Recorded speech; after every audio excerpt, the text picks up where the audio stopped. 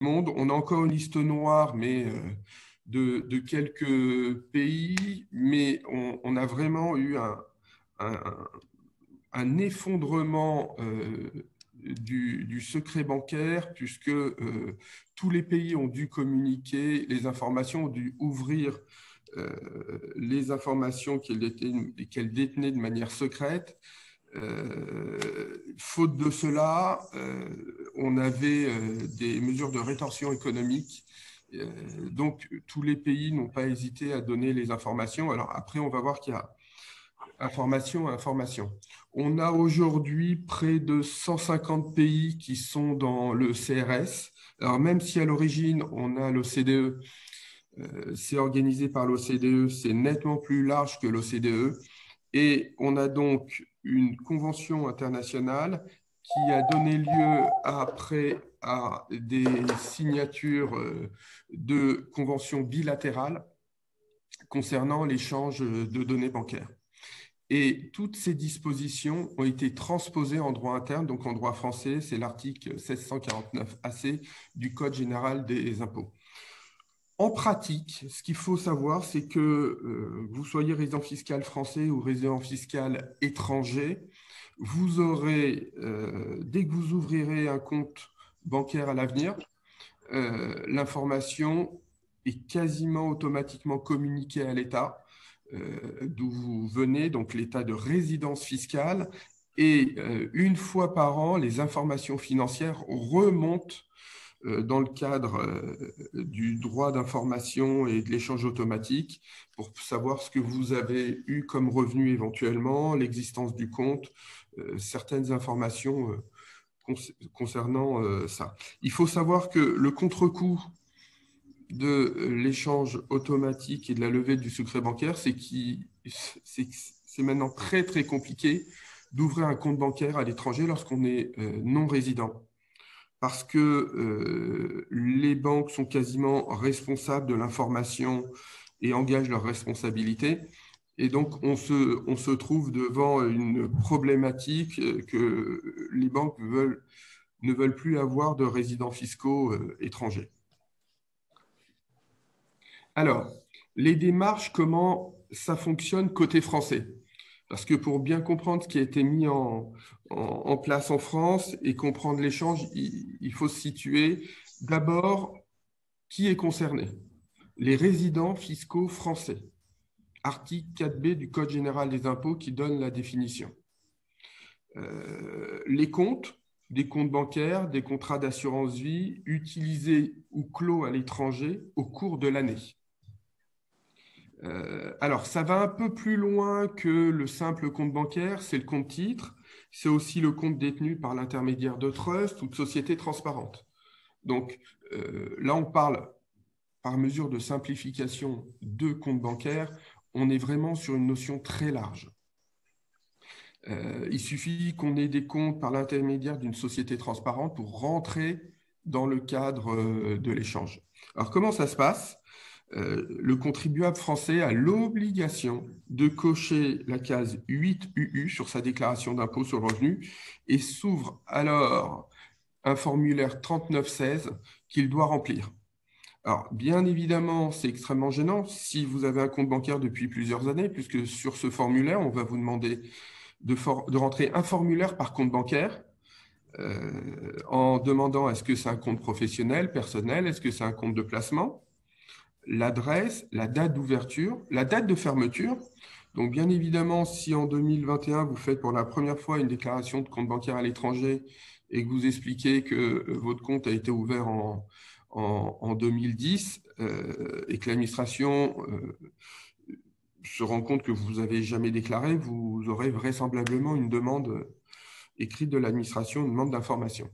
Le pendant du formulaire 3916, c'est le formulaire 2047 qui permet de déclarer les revenus d'origine étrangère.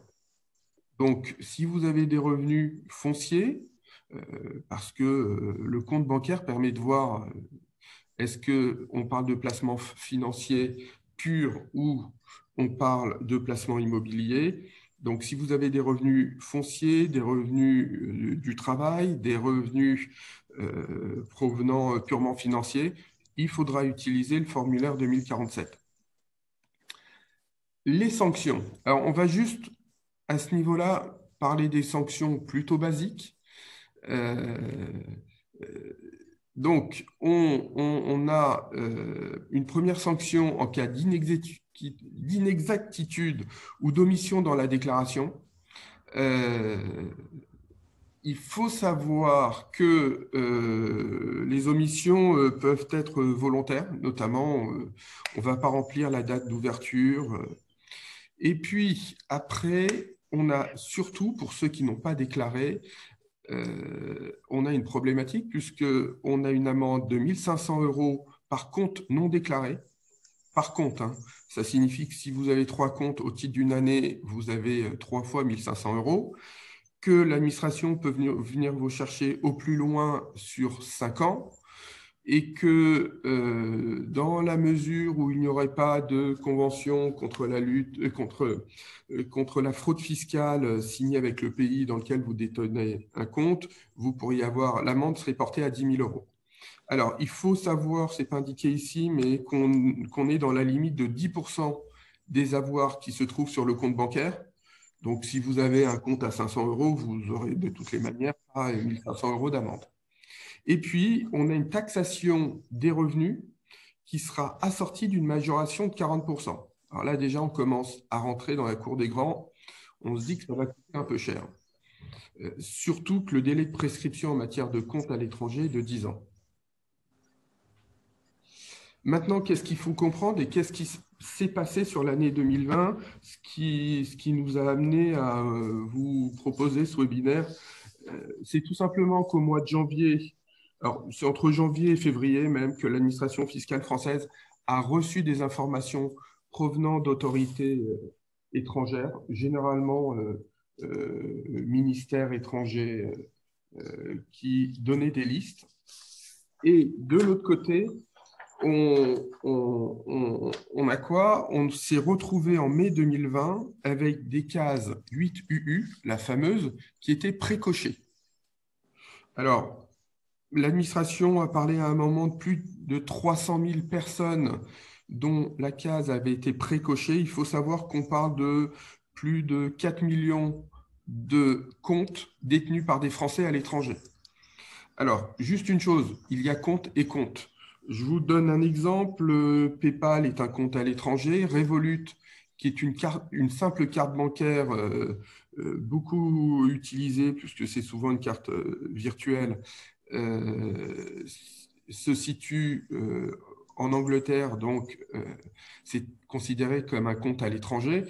Il n'y a pas obligatoirement une volonté de cacher des informations dans ces 4 millions de comptes. Mais l'administration, lorsque, je sais, au cabinet, on les avait contactés, nous avait expliqué qu'ils demandaient donc aux personnes de remplir l'information sur la déclaration 3916, sinon ils seraient amenés à lancer des procédures. Donc, à ce moment-là, on a eu 3 catégories de personnes et 3 réactions différentes. Première catégorie, des personnes qui se sont dit je ne suis pas concerné ou je ne veux rien déclarer, donc je décoche la case 8UU. Alors, ces personnes actuellement commencent à faire l'objet de poursuites. Je vais vous expliquer comment. Et que ça peut aller jusqu'à la fraude fiscale, m'a-t-on dit à l'administration fiscale, ce qui est plutôt logique puisque décocher une case alors qu'on sait qu'on rentre dans le cadre de cette obligation, peut s'analyser comme une volonté de frauder le fisc. Bien évidemment, le fisc ne va pas venir chercher quelqu'un qui a décoché et qui a un simple compte bancaire par l'intermédiaire d'une carte bancaire, mais cherche ceux qui ont des comptes à l'étranger sur une période plutôt éloignée, donc sur les 10 dernières années, avec des sommes importantes. Première réaction possible. Deuxième réaction, c'était ceux qui se sont dit « Ok, la case est cochée, donc j'écris et je dis ce qui se passe. Donc, je dis que j'ai un compte dans tel pays, à telle banque. » Et souvent, ces personnes n'ont pas eu le réflexe de déclarer les revenus. Et puis, dernière possibilité, celle que j'ai préconisée à mes clients et qui pour moi était la plus raisonnable parce que à partir du moment où on est pris la main dans le pot de miel, autant dire il faut spontanément déclarer et aller vite parce que d'expérience avec l'administration, ça se passera beaucoup mieux. Donc, ce que moi j'ai préconisé, c'est qu'on a non seulement rempli la 3916, mais on a écrit à l'administration qu'on allait régulariser notre situation et communiquer les informations dans un délai raisonnable, sachant qu'avec le Covid, c'est un peu compliqué d'obtenir des informations sur des comptes bancaires à l'étranger. Donc, on rentre sur ce mécanisme-là et je pense que mes clients ont eu raison de me suivre puisque, contrairement à ce qu'on va voir, ils n'ont pas reçu les fameux courriers d'octobre et novembre. Alors, l'administration fiscale a décidé de traiter cette problématique des comptes bancaires par l'intermédiaire de l'intelligence artificielle. Ça veut dire qu'ils font une analyse catégorielle des personnes qui ont les comptes en regardant quelles étaient leurs activités professionnelles, est-ce qu'ils sont dirigeants, est-ce qu'ils sont étudiants, et ça leur permet de cibler. Alors, l'administration n'est pas très pressée parce qu'elle a un délai de prescription de 10 ans. Donc, honnêtement, si elle perd 1 ou 2 années pour aller chercher des gens, ce n'est pas très, très grave à ses yeux et je pense qu'elle a tout à fait raison de faire ça. Ce qui explique d'ailleurs qu'en contrepartie, le raisonnement de se dire l'administration ne va pas me trouver et puis je vais passer inaperçu en se disant bah, tiens, ma déclaration elle est déposée au mois de mai, il ne s'est rien passé depuis, est totalement erroné parce que l'administration ne vous oublie pas ou ne vous oublie plus. Il faut juste imaginer que l'administration fiscale possède et utilise très très bien l'outil informatique. Donc, elle n'a pas les mêmes délais que vous en termes de gestion, mais elle ne vous oubliera pas. Donc, qu'est-ce qui se passe? C'est qu'au mois d'octobre, on a les premiers courriers. Alors là, j'ai repris un des dossiers qu'on a récupéré. Là, c'est l'administration fiscale de Tours qui écrit alors l'objet, votre situation fiscale au regard d'un compte bancaire détenu à l'étranger. Donc, madame, dans le cadre de l'échange automatique d'informations, nous avons eu connaissance du fait que vous êtes détenteur d'un ou plusieurs comptes bancaires. Alors, au début, c'est plutôt, on voit que c'est un courrier type où ils ont rempli automatiquement des données. Donc là, ma cliente a 2 comptes bancaires à l'étranger. Je vous invite à prendre contact au téléphone avec moi à tel numéro afin de mettre à jour votre situation fiscale. Alors, généralement, les personnes n'ont pas répondu, se disant, bon, c'est la première fois que l'administration me demande de les appeler, j'ai aucune raison, je ne vais pas les appeler. Erreur. Deuxième courrier, là, pour le beaucoup plus incisif, sachant que ces courriers sont envoyés en recommandé. Alors, on est toujours sur ma cliente qui se trouve à Tours. 3 novembre 2020, objet régularisation de la situation fiscale au regard de comptes bancaires détenus à l'étranger. Suite à l'envoi du courrier du 8 octobre, vous informant que vous seriez détenteur d'un compte à l'étranger, vous n'avez pas pris contact avec mon service. Et alors là, on parle de l'article 1649A du Code général des impôts, de l'article L169 du livre des procédures fiscales qui explique qu'on va sur 10 ans. Et ils disent, je vous remercie de me faire parvenir pour les 2 comptes, de 2010 à 2019, un écrit exposant de manière précise et circonstanciée l'origine des avoirs, et puis l'état annuel des revenus, l'état annuel des gains et pertes et les relevés de compte bancaire sur 10 ans. Donc l'histoire est à présent bouclée puisqu'on avait une cellule de régularisation. Ceux qui n'ont pas régularisé, sauf à avoir quitté la France, aujourd'hui se trouvent dans une situation un peu compliquée. Donc, moi, je préconise de toute façon de tout dire à l'administration fiscale parce que les informations, si vous ne les communiquez pas, elle ira les chercher par elle-même. Alors, le problème, on a vu tout à l'heure quelles étaient les sanctions.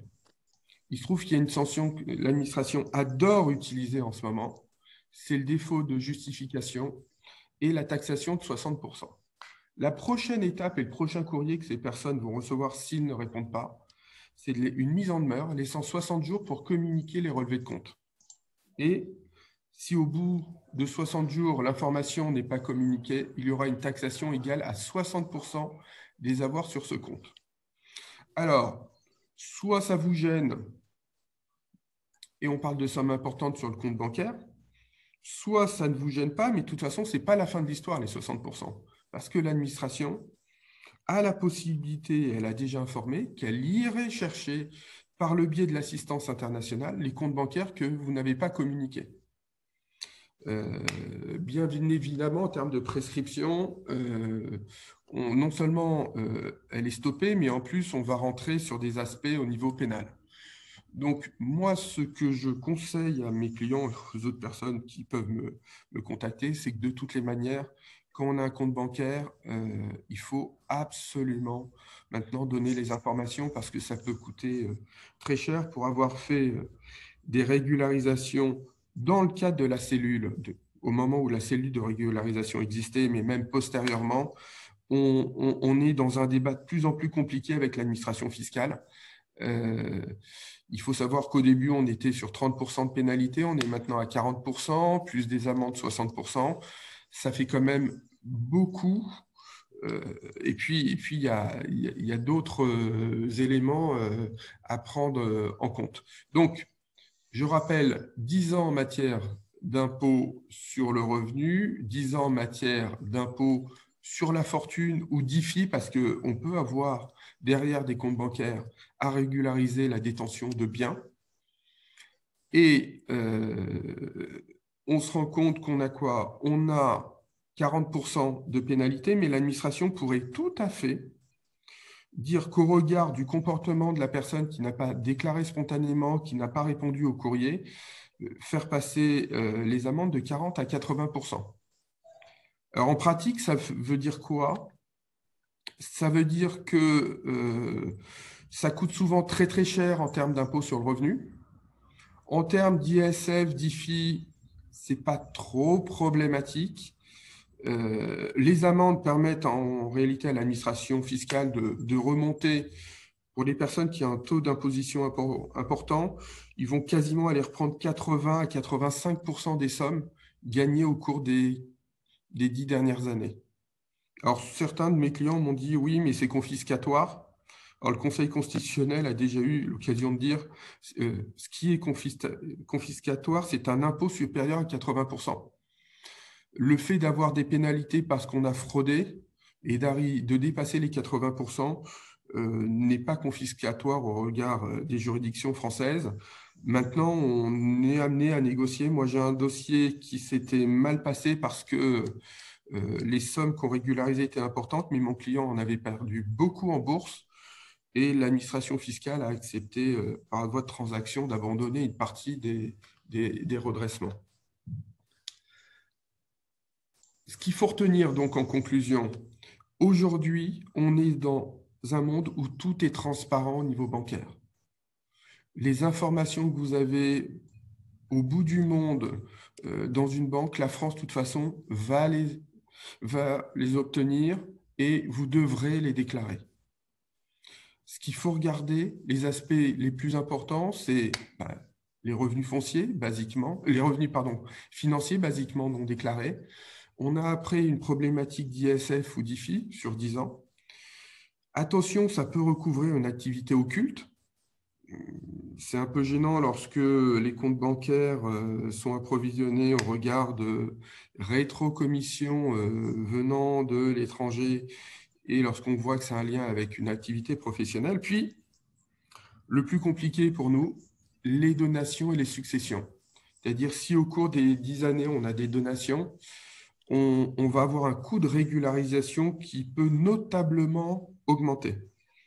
Je vais vous donner un exemple alors, quelle que soit la valeur du compte bancaire d'ailleurs, ou des actifs déclarés à l'étranger, un coût de régularisation aujourd'hui, on tourne aux alentours de 30% du montant des actifs. C'est-à-dire que vous avez 1 million d'euros, on peut considérer que ça va vous coûter à peu près 30%. Maintenant, si vous avez une donation ou succession au milieu, et qu'en France, on monte très rapidement sur des montants importants en matière de déclaration, là, effectivement, on a un vrai souci parce que le 30% peut devenir du 60%, du 65%. on n'a pas de dossier vraiment confiscatoire, sauf si l'administration, et moi je l'ai jusqu'à ce jour toujours évité, taxe avec l'amende de 60% pour non-déclaration et non-communication de compte. Là, effectivement, l'histoire sera différente et ça posera un grand problème. Donc voilà ce que je voulais vous expliquer pour ce webinaire. On va regarder s'il y a quelques questions qui ont été posées. Rachel? Oui, il y a une question qui a été posée par Nathalie au sujet des comptes Revolut. Alors, Revolut a changé la domiciliation des comptes avec un IBAN en Europe. Est-ce toujours considéré comme compte étranger? Oui, oui, oui. Et il faut bien comprendre qu'un compte étranger, ce n'est pas un compte en dehors de l'Europe, c'est un compte en dehors de la France.